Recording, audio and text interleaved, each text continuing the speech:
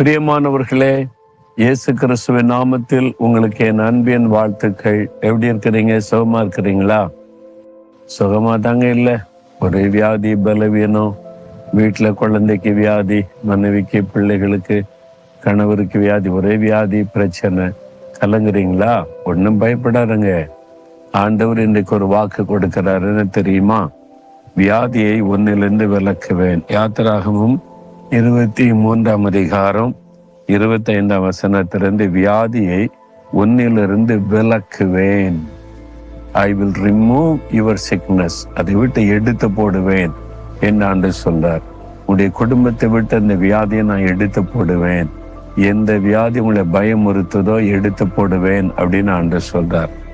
அதுக்கு ஆண்டவர் ஒரு காரியம் செய்யறாராம். உன் அப்பத்தையும் தண்ணீரையும் ஆசீர்வதிப்பேன் அப்படின்னு ஆண்டு சொல்றார். ஏன் இங்க அப்பமும் தண்ணீர் சொல்லப்படுகிறது? உங்களுக்கு ஒரு வியாதி வந்து ஆஸ்பத்திரிக்கு போகும்போது டாக்டர் உங்கள்கிட்ட முதலாவது ஒரு கேள்வி கேட்பாங்க. என்ன தெரியுமா? என்ன சாப்பிட்டீங்க அப்படின்னு கேட்பாங்க. அப்புறம் என்ன குடிச்சீங்க அப்படின்னு கேட்பாங்க. ஏன்னா நம்முடைய வாயில போற உணவு அந்த குடிக்கிறதன் மூலமாய் வியாதிகள் பரவ வாய்ப்பு இருக்கிறாரு. அதனால உண்ணுகிற உணவை குறித்து கவனமா இருக்கணும். குடிக்கிற பானத்தை குறித்து கவனமா இருக்கணும். அது தேவனால் ஆசீர்வதிக்கப்பட்டிருக்கணும். நம்முடைய உடம்புக்கு ஒத்துக்கொள்ளாத, அவசியமில்லாததை சாப்பிடக்கூடாது, குடிக்க கூடாது.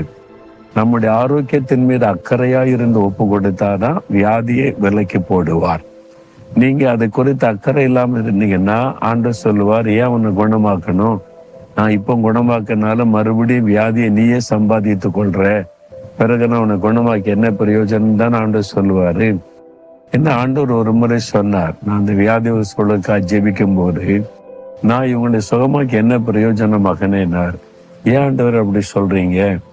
நான் சுகம் கொடுத்தாலும் அதை காத்துக்கொள்ள அவனுக்கு தெரியலையே.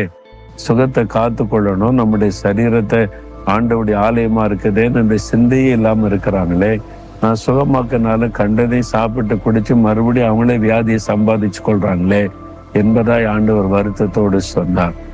நான் உங்களுக்கு ஆலோசனை கொடுக்கிற ஆண்டவர்ன்னு சொல்லிதான் நம்முடைய தெய்வீக சுகத்தை காத்து கொள்வது எப்படி அப்படின்னு புக்கே நான் எழுதினேன். அந்த புக்கை நாங்கள் வெளியிட்டு இருக்கிறோம். உங்களுக்கு வேணாலும் அனுப்பி வைக்கிறோம், நீங்க கேளுங்க. அப்போ நம்முடைய சரீர சுகத்தை குறித்து நம்ம அக்கறையா இருந்தா ஆண்டவர் நம்மை குணமாக்குவார். அப்போ நம்ம உண்ணுகிற உணவை குறித்து, குடிக்கிற தண்ணீரை குறித்து கவனம் செலுத்தணும். அதோட நீங்க என்ன சாப்பிட்டாலும், நீங்க என்ன குடிச்சாலும் ஸ்தோத்திரம் பண்ணி ஜெபம் பண்ணி தான் குடிக்கணும். உங்க வாய்க்குள்ள என்ன போனாலும் சரி. அப்போ ஆண்டவரே இந்த தண்ணீரை ஆசீர்வதித்தாரும், இந்த பானத்தை எனக்கு ஆசீர்வதித்து தாரும், இந்த ஆகாரத்தை ஆசீர்வதித்தாரும், இதற்காய் ஸ்தோத்திரம். ஆண்டவரை துதித்து ஸ்தோத்தரித்து ஜெபித்து தான் எதையுமே உண்ணணும். நம்முடைய சரீரம் தேவனுடைய ஆலயம். அதை எந்த விதத்துல பாதிப்புக்குள்ளாக்கி விடக்கூடாதுன்னு அக்கறை நமக்கு இருந்தா வியாதியை நான் விலக்குவேன்னு கர்த்தர் சொல்றார்.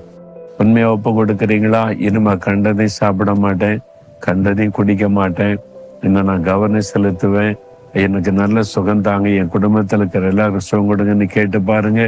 இன்னைக்கு விலக்கி போட்டுருவார்.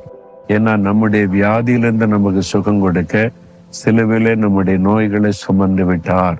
மத்தேயு 8ஆம் அதிகாரம் 17ஆம் வசனத்துல இயேசு கிறிஸ்து நம்முடைய பலவீனங்களை ஏற்றுக்கொண்டு நோய்களை சிலுவிலே சுமந்தார்.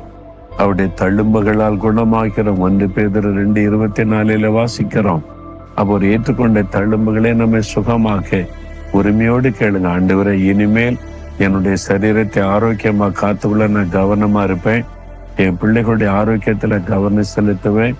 உடைய தழும்புகளால் தொட்டு குணமாக்கிறீங்கன்னு சொல்லுங்க. எப்பேற்பட்ட வியாதியானாலும் மறைஞ்சிடும். கேன்சரா இருக்கலாம், ஆஸ்துமாவா இருக்கலாம், ஆர்த்தரைட்டிஸா இருக்கலாம், ஏதோ ஒரு வாயில நுழையாத பேர் சொல்லலாம் வியாதிக்கு. எதுவானாலும் கர்த்தர் விலக்குவார். விசுவாசத்தோட ஜெபிங்க. உங்களுக்காக, குடும்பத்திற்காக ஜெபிங்க. ஆண்டவரே, வியாதியை நான் உன்னை விட்டு விலக்குவேன் என்ற வாக்கு கொடுத்தீர். சிலுவையில் என்னுடைய நோய் பலவீனங்களை சுமந்து விட்டீர். உன்னுடைய தழும்புகளால் குணமாக்கிறோம். இந்த மகன், இந்த மகள் சுகத்துக்காக ஜெபிக்கிறாங்க. இயேசு கிறிஸ்துவின் நாமத்தில் இந்த வியாதி விலகி போகட்டும். அவருடைய சரீரத்தை விட்டு எடுத்து போடுவீராக. இந்த நிமிஷம் முதலே சுகம் உண்டாகட்டும். அவருடைய குடும்பத்துல யார் வியாதிப்பட்டு அவங்க ஜெபித்தாலும் அவர்களுக்கும் இயேசு கிறிஸ்துவின் நாமத்தில் சுகம் உண்டாகட்டும். இயேசுவின் நாமத்தில் ஜெபிக்கிறேன். ஆமேன், ஆமேன்.